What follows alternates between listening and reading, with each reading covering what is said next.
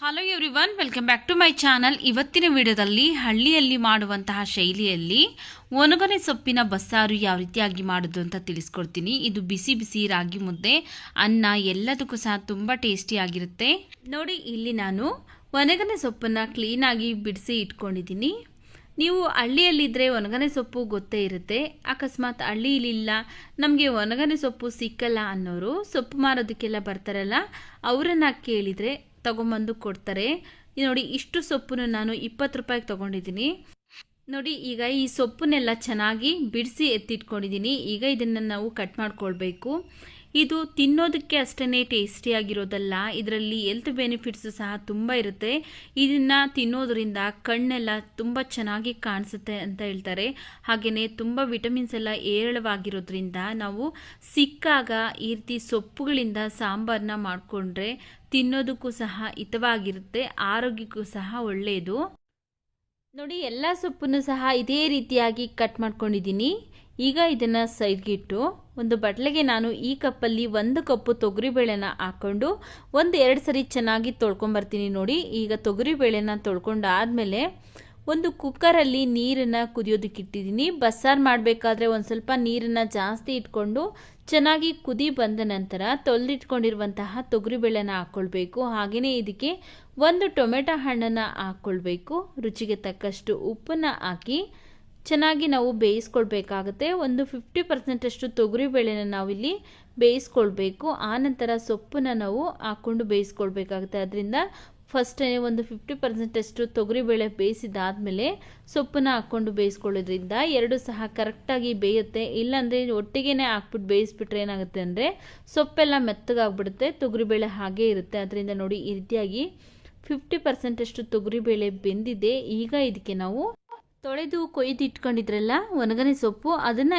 ಈಗ ಇದಕ್ಕೆ ಹಾಕ್ಕೊಳ್ತಾ ಇದ್ದೀನಿ. ಹಾಕ್ಕೊಂಡಾದಮೇಲೆ ನಾವು ಒಂದು 8ರಿಂದ 10 ನಿಮಿಷಗಳ ಕಾಲ ಬೇಯಿಸ್ಕೊಳ್ಬೇಕಾಗತ್ತೆ. ಕುಕ್ಕರ್ ಲಿಡ್ನ ಕ್ಲೋಸ್ ಮಾಡಿ ಬೇಯಿಸ್ಕೊಳ್ಳೋದಕ್ಕೆ ಹೋಗ್ಬೇಡಿ. ಬಸ್ಸಾರು ಮಾಡೋದಕ್ಕೆ ಈ ರೀತಿ ಡೈರೆಕ್ಟಾಗಿ ಬೇಯಿಸ್ಕೊಂಡಿದ್ದೆ ಆದರೆ ತುಂಬ ನುಣ್ಣಗೆಲ್ಲ ಬೇಯ್ದೇನೆ ಕರೆಕ್ಟಾಗಿ ಪರ್ಫೆಕ್ಟಾಗಿ ಬೇಯುತ್ತೆ. ಕುಕ್ಕರ್ ಲಿಡ್ನ ಕ್ಲೋಸ್ ಮಾಡಿಬಿಟ್ರೆ ಏನಾಗುತ್ತೆ ಅಂದರೆ ಸೊಪ್ಪು ಬೇಳೆ ಎಲ್ಲ ಮೆತ್ತಗಾಗ್ಬಿಡುತ್ತೆ, ತಿನ್ನೋದಕ್ಕೆ ಟೇಸ್ಟಿಯಾಗಿರೋದಿಲ್ಲ. ನೋಡಿ, ಸೊಪ್ಪು ಜೊತೆಗೆ ಮತ್ತೆ ಒಂದು 8 ನಿಮಿಷ ಬೇಯಿಸ್ಕೊಂಡಿದ್ದೀನಿ. ಚೆನ್ನಾಗಿ ಪರ್ಫೆಕ್ಟಾಗಿ ಬೆಂದಿದೆ.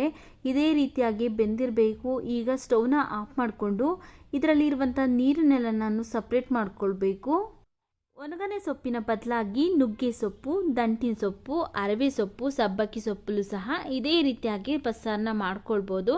ನೋಡಿ, ಈ ಬೇಯಿಸಿರುವಂಥ ನೀರನ್ನು ನಾವು ಯಾವುದೇ ಕಾರಣಕ್ಕೂ ಚೆಲ್ಲಬಾರ್ದು, ಹಾಗೆಯೇ ಇಟ್ಕೊಳ್ಬೇಕು.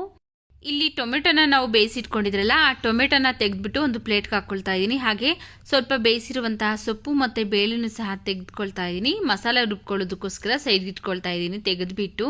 ಈಗ ಈ ಬಟ್ಲಲ್ಲಿರುವಂತಹ ಸೊಪ್ಪನ್ನೆಲ್ಲ ಒಂದು ಪ್ಲೇಟ್ಗೆ ಹಾಕ್ಕೊಳ್ತಾ ಇದ್ದೀನಿ. ಏನಕ್ಕಪ್ಪ ಅಂದರೆ ಈ ಸೊಪ್ಪಲ್ಲಿ ಸ್ವಲ್ಪ ನೀರಿನ ಅಂಶ ಇರುತ್ತೆ, ಅದರಿಂದ ಇದು ಬಿಸಿ ತಣ್ಣಗಾದ್ಮೇಲೆ ನೀರನ್ನೆಲ್ಲ ಇಂಟ್ಕೊಳ್ಬೇಕಾಗತ್ತೆ. ಇದನ್ನು ತಣ್ಣಗಾಗಿ ಬಿಡ್ತಾ ಇದ್ದೀನಿ. ಈಗ ಇದು ಸೈಡ್ಗಿಟ್ಟು ಫಸ್ಟೇ ನಾವು ಟೊಮೆಟೊ ಹಾಗೆ ಸೊಪ್ಪು ಬೇಳೆನ ಎತ್ತಿಟ್ಕೊಂಡಿದ್ರಲ್ಲ ಮಸಾಲೆ ರುಬ್ಕೊಳ್ಳೋದಕ್ಕೋಸ್ಕರ, ಇದು ತುಂಬ ಬಿಸಿ ಇದೆ, ಅದರಿಂದ ಸ್ವಲ್ಪ ತಣ್ಣಗಾಗಿ ಬಿಡ್ತಾ ಇದ್ದೀನಿ. ಈಗ ಸೈಡ್ಗಿಟ್ಟು ಇದನ್ನು ನಾವು ಫಸ್ಟೇ ಏನು ಸೊಪ್ಪು ಬೇಳೆ ಬೇಯಿಸ್ಕೊಂಡಿದ್ರಲ್ಲ ಆ ನೀರನ್ನು ಚೆಲ್ಲಬಾರ್ದು, ಇದನ್ನು ಸಹ ಸೈಡ್ಗಿಟ್ಕೊಳ್ತಾ ಇದ್ದೀನಿ. ಈಗ ಒಂದು ಬಾಣಲಿ ಬಿಸಿಕಿಟ್ಟು ಅದಕ್ಕೆ ನಾನು ಒಂದು ಸ್ವಲ್ಪ ಎಣ್ಣೆ ಹಾಕ್ಕೊಂಡಿದ್ದೀನಿ. ಎಣ್ಣೆ ಬಿಸಿ ಆದಮೇಲೆ 1 ಗಡ್ಡೆ ಬೆಳ್ಳುಳ್ಳಿನ ಸಿಪ್ಪೆ ತೆಗೆದು ಹಾಕ್ಕೊಳ್ತಾ ಇದ್ದೀನಿ. ಹಾಗೆಯೇ 1 ಈರುಳ್ಳಿನ ಸಹ ಕಟ್ ಮಾಡಿ ಹಾಕ್ಕೊಂಡು ಫ್ರೈ ಮಾಡ್ಕೊಳ್ತಾ ಇದ್ದೀನಿ. ಕೆಲವೊಬ್ಬೊಬ್ಬರು ಬಸ್ಸಾರಿಗೆ ಹಸಿದಾಗೆ ಈರುಳ್ಳಿ ಬೆಳ್ಳುಳ್ಳಿ ಹಾಕ್ಕೊಳ್ತಾರೆ. ನಾನಿಲ್ಲಿ ಫ್ರೈ ಮಾಡಿ ಮಾಡ್ಕೊಳ್ತೀನಿ, ಯಾಕಂದರೆ ನಮ್ಮನೇಲಿ ಯಾವ ರೀತಿಯಾಗಿ ಮಾಡ್ತಿರಲ್ಲ ಅದೇ ರೀತಿಯಾಗಿ ನಾನು ನಿಮಗೆ ತಿಳಿಸ್ಕೊಡ್ತಾ ಇದ್ದೀನಿ. ಈರುಳ್ಳಿ ಬೆಳ್ಳುಳ್ಳಿನೆಲ್ಲ ಚೆನ್ನಾಗಿ ಫ್ರೈ ಮಾಡಿ ಈಗ ಮಿಕ್ಸಿ ಜಾರ್ಗೆ ಹಾಕ್ಕೊಂಡಿದ್ದೀನಿ. ಆನಂತರ ಸ್ವಲ್ಪ ಕೊತ್ತಂಬರಿ ಸೊಪ್ಪು, ಒಂದು 2ರಿಂದ 3 ಸ್ಪೂನ್ ಹಾಕೋಷ್ಟು ಹಸಿ ಕಾಯಿ ತುರಿ ಹಾಕ್ಕೊಳ್ತಾ ಇದ್ದೀನಿ. 1 ನಲ್ಲಿ ಕಾಯಿ ಗಾತ್ರದಷ್ಟು ಹುಣಸೆ ಹಣ್ಣು ಹಾಕ್ಕೊಳ್ತಾ ಇದ್ದೀನಿ. ಹಾಗೆಯೇ 1 ಸ್ಪೂನ್ ರೆಡ್ ಚಿಲ್ಲಿ ಪೌಡರ್ ಹಾಕ್ಕೊಳ್ತಾ ಇದ್ದೀನಿ. ಹಾಗೆಯೇ 1.5 ಸ್ಪೂನ್ ಆಗೋಷ್ಟು ಸಾಂಬಾರ್ ಪೌಡರ್ ಹಾಕ್ಕೊಳ್ತಾ ಇದ್ದೀನಿ. ಈಗ ಇದಕ್ಕೆ ನಾನು ಬೇಯಿಸಿ ಸಾಂಬಾರ್ಗಂತಲೇ ತೆಗೆದಿಟ್ಕೊಂಡಿದ್ರಲ್ಲ ಟೊಮೆಟೊ ಬೇಳೆ ಮತ್ತು ಸೊಪ್ಪು, ಅದನ್ನು ಈಗ ಇದಕ್ಕೆ ಹಾಕ್ಕೊಳ್ತಾ ಇದ್ದೀನಿ. ಆನಂತರ ಸೊಪ್ಪು ಬೇಳೆ ಬೇಯಿಸಿದ್ರಲ್ಲ ಅದೇ ನೀರನ್ನೇ ಸ್ವಲ್ಪ ಹಾಕ್ಕೊಂಡು ನುಣ್ಣಗೆ ರುಬ್ಕೊಂಬರ್ತೀನಿ. ನೋಡಿ, ಈ ರೀತಿಯಾಗಿ ನುಣ್ಣಗೆ ರುಬ್ಕೊಂಬಂದಿದ್ದೀನಿ. ಈಗ ಮಸಾಲ ರೆಡಿ ಆಗಿದೆ. ಈ ಮಸಾಲೆನ ನಾವು ಫಸ್ಟೇ ಸೊಪ್ಪು ಮತ್ತು ಬೇಳೆ ಬೇಯಿಸ್ಕೊಂಡಿದ್ರಲ್ಲ ಅದೇ ಕುಕ್ಕರ್ಗೆ ಹಾಕ್ಕೊಳ್ತಾ ಇದ್ದೀನಿ. ನಂತರ ಅದೇ ಮಿಕ್ಸಿ ಜಾರ್ಗೆ ಸೊಪ್ಪು ಮತ್ತು ಬೇಳೆ ಬೇಯಿಸ್ಕೊಂಡಿದ್ರಲ್ಲ ಆ ನೀರನ್ನು ಸಹ ಹಾಕ್ಕೊಂಡು ಮಿಕ್ಸಿ ಜಾರ್ ತೊಳೆದ್ಬಿಟ್ಟು ಈಗ ಇದಕ್ಕೆ ಹಾಕ್ಕೊಳ್ತಾ ಇದ್ದೀನಿ. ಉಳಿದಿರುವಂತಹ ಸೊಪ್ಪು ಮತ್ತು ಬೇಳೆ ಬೇಯಿಸಿದ್ರಲ್ಲ ಆ ನೀರನ್ನು ಸಹ ಇದಕ್ಕೆ ಹಾಕ್ಕೊಳ್ತಾ ಇದ್ದೀನಿ. ನೋಡಿ ಕನ್ಸಿಸ್ಟೆನ್ಸಿ ಕರೆಕ್ಟಾಗಿ ಇದೆ, ನೋಡಿಕೊಂಡು ನೀವು ನೀರನ್ನು ಸೇರಿಸ್ಕೊಳ್ಳಿ. ಹಾಗೆಯೇ ಇದನ್ನು ನಾವು ಸ್ಟವ್ ಮೇಲೆ ಒಂದು 3 ರಿಂದ 4 ನಿಮಿಷ ಚೆನ್ನಾಗಿ ಕುದಿಸ್ಕೊಳ್ಬೇಕು. ಸೊಪ್ಪು ಮತ್ತು ಬೇಳೆ ಬೇಯಿಸ್ಕೊಂಡಿರುವಂತಹ ನೀರಲ್ಲೇ ಮಾಡಿದ್ರೇ ಟೇಸ್ಟ್ ಚೆನ್ನಾಗಿರೋದು. ಆದ್ದರಿಂದ ನೀರನ್ನು ಸ್ವಲ್ಪ ಜಾಸ್ತಿ ಇಟ್ಕೊಂಡು ಬೇಯಿಸ್ಕೊಳ್ಳಿ. ನೀರು ಬೇರೆ ನೀರನ್ನು ಸೇರಿಸ್ಕೊಳ್ಳೋದಕ್ಕೆ ಹೋಗಬೇಡಿ, ಟೇಸ್ಟ್ ಚೆನ್ನಾಗಿರೋದಿಲ್ಲ ಸಾಂಬಾರು. ನೋಡಿ ಇಲ್ಲಿ ಒಂದು 3 ರಿಂದ 4 ನಿಮಿಷ ಆಗಿದೆ, ಸಾಂಬಾರು ಚೆನ್ನಾಗಿ ಕುದೀತಾ ಇದೆ. ಒಗ್ಗರಣೆ ಮಾಡೋದಕ್ಕೋಸ್ಕರ ಒಂದು ಪಾತ್ರೆ ಬಿಸಿಗಿಟ್ಟು ಅದಕ್ಕೆ ನಾನು 1 ಟೇಬಲ್ ಸ್ಪೂನ್ ಆಗೋಷ್ಟು ಎಣ್ಣೆ ಹಾಕ್ಕೊಳ್ತಾ ಇದ್ದೀನಿ. ಎಣ್ಣೆ ಚೆನ್ನಾಗಿ ಬಿಸಿ ಆದಮೇಲೆ ಒಂದು ಅರ್ಧ ಸ್ಪೂನ್ ಆಗೋಷ್ಟು ಸಾಸಿವೆ, ಸ್ವಲ್ಪ ಹಸಿ ಕರಿಬೇವಿನ ಸೊಪ್ಪನ್ನು ಹಾಕಿ ಚೆನ್ನಾಗಿ ಫ್ರೈ ಮಾಡಿಕೊಂಡು ಈಗ ಇದಕ್ಕೆ ನಾವು ಫಸ್ಟೇ ಮಾಡಿ ಎತ್ತಿಟ್ಕೊಂಡಿದ್ರಲ್ಲ ಈ ಸಾಂಬಾರು ಅದನ್ನು ಈಗ ಇದಕ್ಕೆ ಹಾಕ್ಕೊಳ್ತಾ ಇದ್ದೀನಿ. ನೋಡಿ ಈಗ ಎಲ್ಲ ಸಾಂಬಾರನ್ನು ಹಾಕ್ಕೊಂಡು ಮತ್ತೆ ಒಂದ್ಸರಿ ಮಿಕ್ಸ್ ಮಾಡಿಬಿಟ್ಟು ಈಗ ಸ್ಟವ್ ಆಫ್ ಮಾಡ್ಕೊಳ್ತೀನಿ. ನೋಡಿ ಈಗ ಒಣಗನೆ ಸೊಪ್ಪಿನ ಬಸ್ಸಾರು ರೆಡಿಯಾಗಿದೆ.